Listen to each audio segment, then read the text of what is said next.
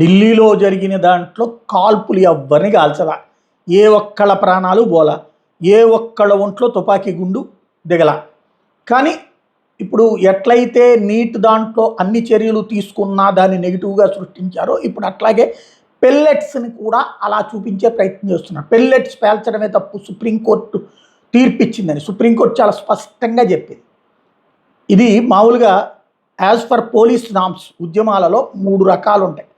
First lathi charge, అది తలకాయలు పగిలేటట్టు కొట్టకూడదు, ఒళ్ళు పైన పడేటట్టు కొట్టకూడదు, కాళ్ళ దగ్గర కొట్టాలి, తద్వారా వాళ్ళు కింద పడిపోవాలి, పక్కకి వెళ్ళిపోవాలి. ఇది నెంబర్ 1.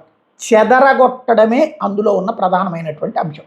కాళ్ళు ఇరగొట్టడం కాదు, కాళ్ళ నడవడానికి ఇబ్బంది అయి పక్కకి వెళ్ళి కూర్చునేటట్టు చేయాలి. ఇది ఫస్ట్ ఫేజ్ ఉంటుంది.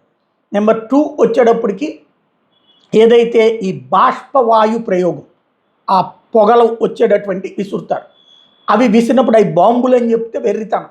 అదేంటంటే కళ్ళల్లో మంటలు పుట్టిస్తుంది, నీరసాన్ని తెప్పిస్తుంది. తద్వారా ఇది 2వ రకం. దీంతో కూడా ఎలాంటి ప్రాణాపాయము ఉండదు. ఎందుకు అంటే ఉన్మాదంతో ఉద్రేకంతో రెచ్చిపోతూ అదుపు తప్పినటువంటి వాళ్ళని ఒక్కొక్కళ్ళని కంట్రోల్ చేయడం కష్టం కాబట్టి మాబ్గా ఉన్న వాళ్ళని కంట్రోల్ చేయడానికి అది సెకండ్ ప్రొసీజర్. 3వ ప్రొసీజర్ వచ్చేది పిల్లెట్స్. ఇవి ఒకసారి పేలుడుతో పదుల సంఖ్యలో చిన్న చిన్న రాళ్లలాగా ఉంటాయి అన్నమాట. టక్ టక్ మని తగులుతాయి.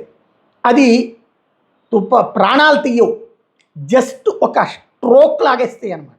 ఇవి దీంతో పాటు మొన్న జంతర్ మంతర్ దగ్గర వాడినటువంటిది ఈ బ్యాటరీ వెపన్స్, అంటే జస్ట్ షాక్ ఇస్తాయి అన్నమాట. కరెంట్ షాక్ లాగా, పెద్ద ప్రమాదం ఉండదు, అలాగ బెత్తరపోయేటట్టు నిర్వీర్యమైపోయేటట్టు చేస్తాయి. ఇట్లాంటివి వాడారు. ఇవి ఎలాంటి సందర్భంలో వాడాలో ప్రొవిజన్ ఉంది.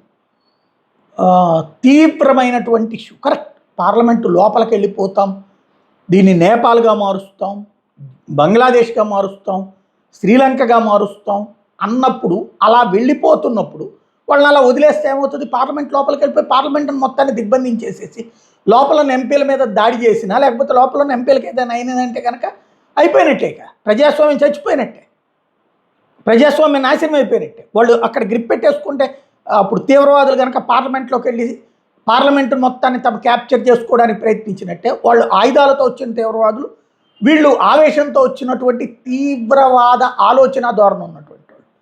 కాబట్టి అవన్నీ వాడారు. ఖచ్చితంగా అది చట్టబద్ధమే. అందుకే కోర్టు ఏమంది, వీళ్ళు రకరకాల హడావిడి చేస్తుంటే అదేం మేమేం నిషేధించలేదు, అది నిషేధించిన జాబితాలో లేదు, కాబట్టి ఏమేమి వాడారో ఏమి లెక్క చూసుకుందాంలే అని చెప్పి